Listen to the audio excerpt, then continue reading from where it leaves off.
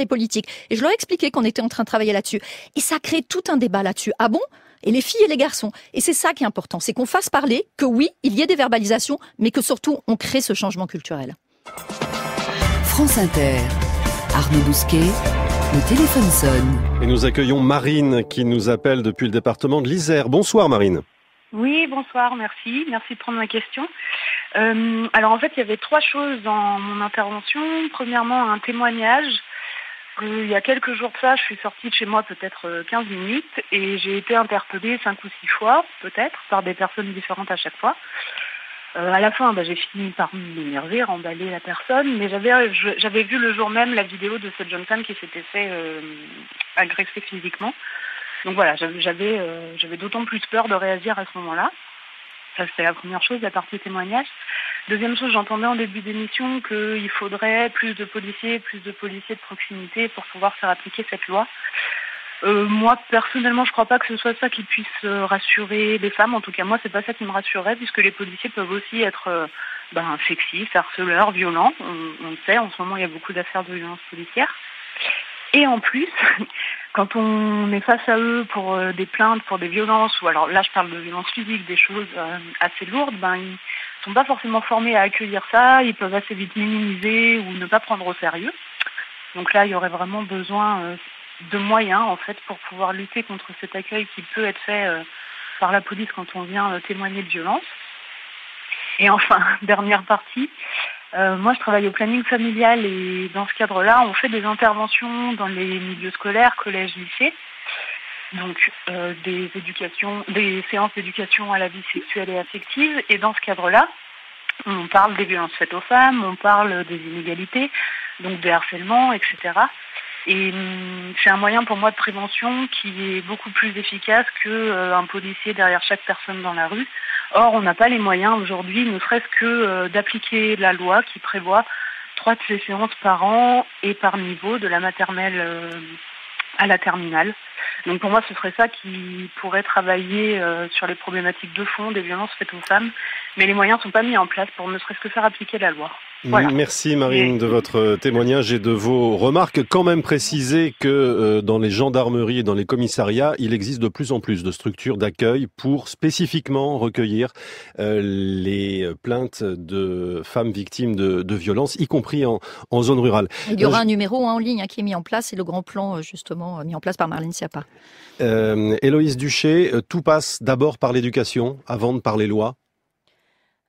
Oui, mais attention, l'éducation, ça veut pas dire que l'éducation des enfants. On peut s'éduquer tout au long de la vie. Ce serait un peu trop facile de dire tout ça, c'est une question d'éducation. Voyons ce que font les enfants. Mais ça s'arrête pas à 15 ans l'éducation. Oui.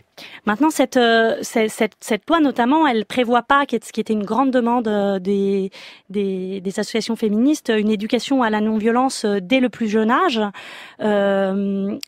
Je voudrais dire à Marine qu'elle peut aller et que toutes les femmes qui ont subi un harcèlement ces derniers temps peuvent aller sur le site que Marie a créé suite après son agression, qui s'appelle noustoutsharcèlement.org, noustoutsharcèlement.org, sur lequel vous pouvez mettre vos témoignages. Et ces témoignages seront précieux parce que ils vont pouvoir être analysés, ils vont pouvoir permettre. On y voit déjà des nouvelles choses. Sur l'éducation, il y a ça. Enfin, je pense que le fait qu'une loi existe, je suis pas contre le fait que une sanction existe.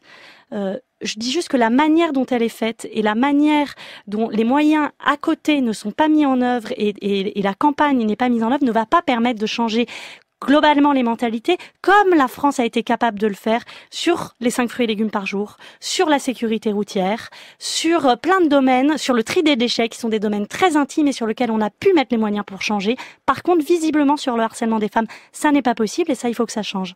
Les moyens, une grande sur la campagne de communication. Oui, oui. Vous avez raison. Une grande campagne de communication de 4 millions d'euros va être lancée à la rentrée justement parce qu'il y aura les premières verbalisations, évidemment. Et d'ailleurs, l'intérêt aussi de cette loi, on l'avait beaucoup entendu quand on avait fait les auditions, c'est de rappeler, vous aviez raison, de rappeler l'échelle des sanctions et l'échelle des agressions. Et là, notamment, la semaine dernière, Le Parisien a publié une infographie en disant maintenant il y a le harcèlement de rue, mais voilà une insulte, mais une main aux fesses, mais une agression, qu'est-ce que c'est? Et rappeler pour que les femmes le sachent et pour que les femmes se sentent habilitées habilité à aller porter plainte quand il y a plus grave, et maintenant habilité à aider le policier à proximité quand il y a déjà ce type de fait. 19h37, une question d'un auditeur arrivé sur la page de l'émission, le site franceinter.fr. Un cas très pratique. On va vous le soumettre, Thomas Toussaint, pour l'UNSA Police. Cas pratique, je suis un homme, je vois un autre homme interpeller lourdement une passante. Que faire? Comment réagir? Si je suis en service, ça me pose aucun problème d'aller à l'encontre de la jeune femme et donc la personne qui interpelle lourdement la jeune fille. Déjà, dans un premier temps, demander si elle est importunée. Donc, je suppose qu'en théorie, elle devrait me répondre que oui.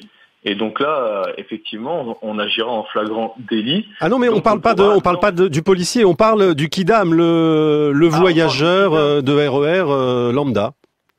Voit un autre homme importuner une passante, comment doit-il réagir? Mais ça, j'ai envie de vous dire, il y a 90%, comme vous l'avez dit en préambule, des Français qui sont d'accord par rapport à cette loi contre le harcèlement de rue. J'ai envie de vous dire que c'est un petit peu l'affaire de tout le monde. Si dans le métro il y a un frotteur sur une jeune femme ou une femme, moi je vais tout de suite intervenir. Et je vais faire cesser le trouble, parce que les jeunes filles sont dans ces cas-là, elles sont tétanisées face à l'horreur.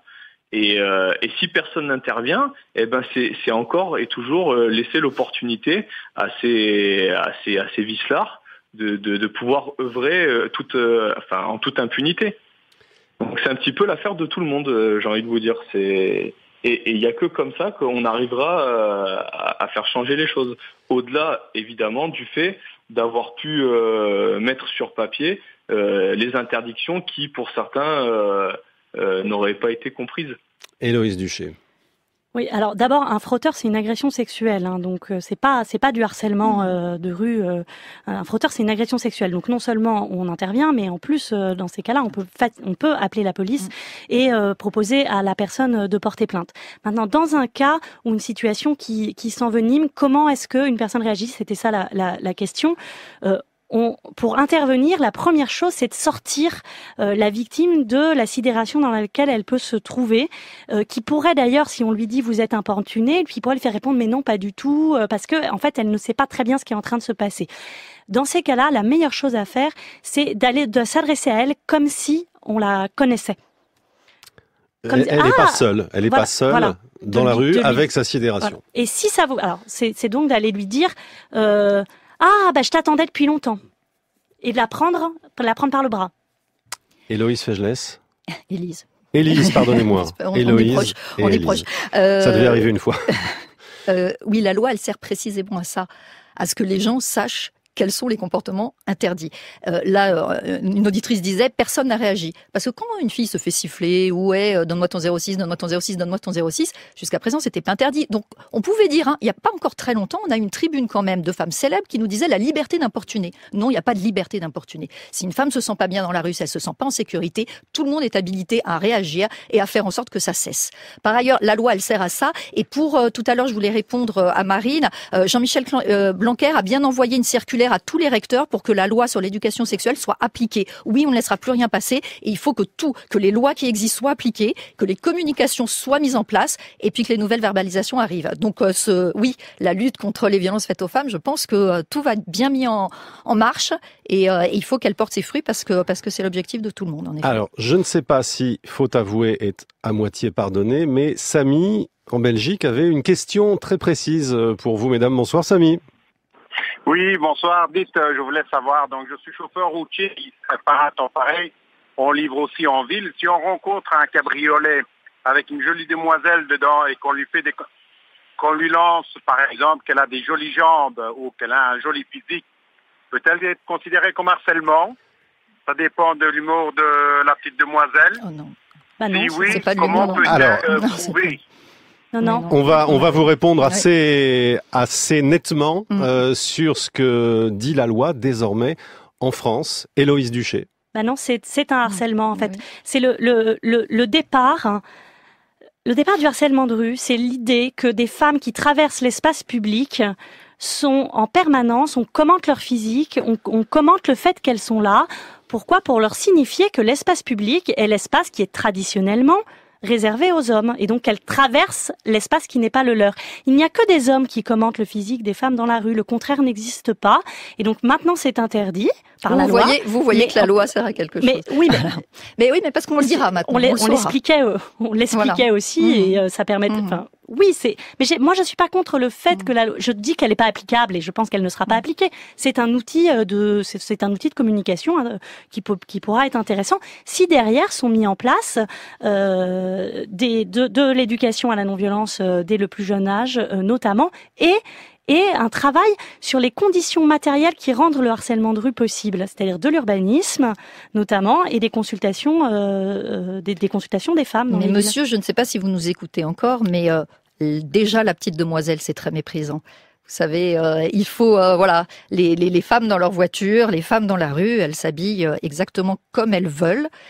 Et personne ne doit leur faire des réflexions sur la manière dont elles s'habillent et dont elles se comportent. Voilà, le message est passé, mais on remercie quand même Samy d'avoir eu... C'est aussi ça le changement culturel. La drague, c'est pas un rapport de force. On peut continuer à se draguer, mais il faut pas que ce soit un rapport de force, et donc ce rapport méprisant qui est dire la petite demoiselle déjà. C'est-à-dire, et puis alors là, l'image du camion avec le cabriolet en dessous, c'est exactement ça.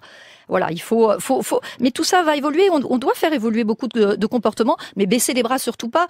Je ne sais pas, moi, si cette loi sera pas applicable, je pense qu'elle le sera, parce qu'il y aura plus de policiers, parce qu'on le souhaite qu'elle le soit. Et les pouvoirs publics ne pouvaient pas ne rien faire. On ne peut pas continuer à dire c'est comme ça. Il faut qu'il y ait de la communication, il faut qu'il y ait de la prévention, mais il faut aussi que les pouvoirs publics s'emparent de ce type de comportement, parce que dans la rue, laisser faire et ne pas dire que c'est interdit, ça c'était plus possible. Mais est-ce que c'est une question de génération ? Est-ce que selon vous, nos mères, nos grands-mères considéraient qu'elles avaient à subir ces comportements, se faire appeler ma petite dame ? Est-ce que c'était culturel ? On appelait ça, pour se rassurer, juste de la gauloiserie, de l'humour franchouillard ? Oui, alors...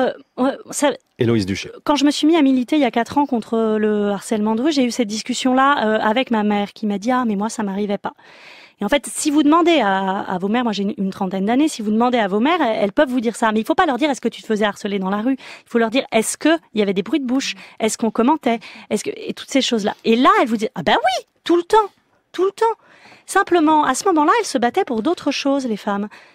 Donc, maintenant qu'on a obtenu d'autres choses, que le viol soit un crime, etc., on en arrive à effectivement avoir un ras-le-bol aussi de commentaires qui sont de comportements, qui sont à la base en fait du continuum des violences sexistes. Mais évidemment que c'est un changement de mentalité, parce qu'on a vu, les gens s'en emparent, par exemple avec MeToo et les réseaux sociaux. Mais quand le candidat Macron fait de la lutte contre les violences faites aux femmes la grande cause de son quinquennat, tout le monde se moque de lui en disant il n'y a pas plus sérieux à faire. Non, il n'y a pas plus sérieux. Parce que c'était une des choses qui remontait de sa campagne, c'était que ça, c'était une priorité pour les Français, et c'est pour ça qu'on s'en saisit très vite. Je rappelle, Élise Fégelès, que vous êtes députée La République En Marche de Paris. Nous partons dans les Hautes-Alpes. Merci Pascal de nous avoir appelés, et merci surtout d'avoir patienté. Bonsoir. Bonsoir. Moi, je voudrais poser une question en tant qu'enseignant retraité par rapport à l'origine de ces comportements qui, de mon point de vue, ne viennent pas de nulle part. C'est-à-dire que je voudrais quand même pointer les graves défaillances éducatives des garçons que j'ai pu constater, l'absence de limites et de modèles d'identification masculins sains en particulier qui amènent à ces comportements. Et car je peux témoigner et dire que la vulgarité, l'obscénité, la grossièreté sont déjà présents dans les cours d'école primaire.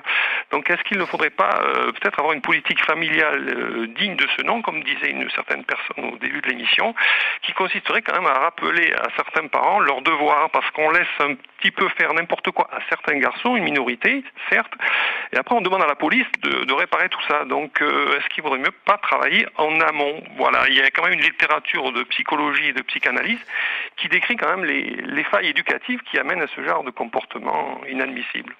Est-ce qu'on ne prend pas le problème à l'envers, Élise Fégelès ? Non, je crois que là-dessus, on peut tous être d'accord que c'est toute la société qui est responsable. Je vous parlais tout à l'heure de la drague et des rapports de force. On a vu, il y a une étude qui a mis en exergue récemment le fait que, par exemple, des héros très sympathiques, par exemple Indiana Jones, allez, il est très sympa, on l'aime bien, mais pour autant, quand il va embrasser une fille à l'écran, il la prend un petit peu comme ça de force, et puis elle succombe à ses charmes. Et tous en famille, on peut regarder ça, on emmène nos enfants voir Indiana Jones. Non, ça, par exemple, c'est plus possible. Ce type de message qui est véhiculé dans la culture populaire, il faut que ça puisse cesser parce que, à nouveau, même si l'idée est pas de dire à son garçon tu vas aller insulter une fille dans la rue, c'est trop facile de penser que le garçon il a un petit rapport de force sur la fille. Donc ça commence par là, évidemment, mais y compris les personnels enseignants, mais y compris